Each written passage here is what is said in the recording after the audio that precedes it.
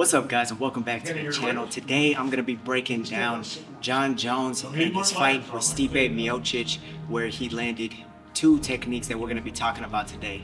The first technique we're going to be talking about is the takedown he landed in the first round, which was actually a beautiful blend of mixed martial arts, and it's probably one of the reasons why people call him the greatest today. He starts out the fight, right, switching between southpaw and orthodox, but the main thing he was doing was he was blasting Stipe with kicks from the inside and also up high and teeping him to the body. And all of these strikes were thrown with power and were thrown with intent to gain the respect from Stipe. And generally, when people are being kicked from the inside and from the teeth, you'll start to see them shell up with a Muay Thai shell, right? Which they'll start picking their leg up to check, or they'll start lowering their posture to block the teeth and get their body out of the way to be able to sweep and defend it. And over the process of what was like a minute or a minute and a half, they're moving around, blasting him with these kicks.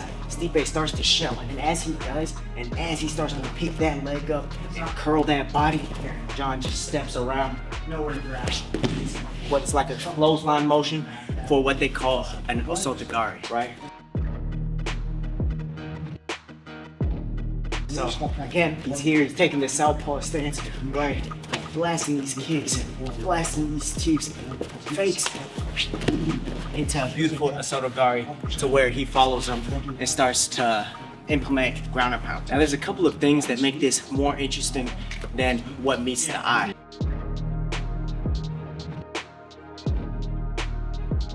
Right? The arts he's blending in this, people would think are like a general traditional kickboxing art into what you would say judo with the Osoto Gari, right? They see him throwing these kicks, missing with a round kick and going into the Osoto Gari. However, he actually stated that he didn't really intend to go into the Osoto Gari. It kind of fell to him, and instead, more what he was looking for was his traditional savate kicks. And what savate is that's where you see all these oblique kicks or side kicks to the knee, or even double kicks, because they wear shoes and it's a very kicking heavy martial art, right?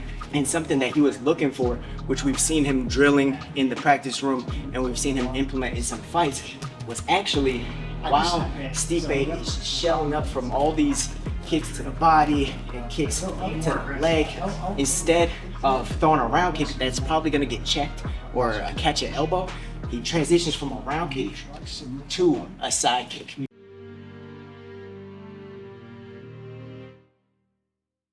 This is something you see a lot in savate. So he'll go around, there's a side kick. But because Stipe didn't really know what was coming and just had a quick chance to do a defense, you saw him do this. He makes the leg up, he throws a side kick, misses, and that's when he goes right into that Osoto Gari. So he created a beautiful blend of mixed martial arts and was able to get the win. And this is kind of what started everything off, the fatiguing process, the damaging process in Stipe, and it was just beautiful to watch. So guys, hopefully you took something from that technique. However, now I'm gonna go into the technique that finished the fight. And this, again, took place from the southpaw stance, but remember, Jon Jones was switching all throughout the fight. So he was hitting big leg kicks, he was switching, throwing the back leg, teeth a lot. He was throwing his inside kick a lot, and he was also throwing the side kick to where his tail was, he would step, come up, and place the kick, right? He landed that about once or twice.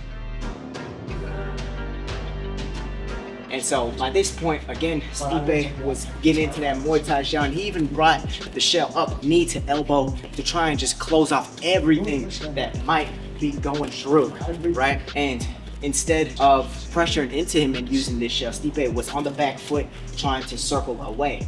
And what Jon Jones did was he led him into the kick using movement. He stepped straight to Stipe. Stipe took an angle and used the shell, and he spun, came right around the shell.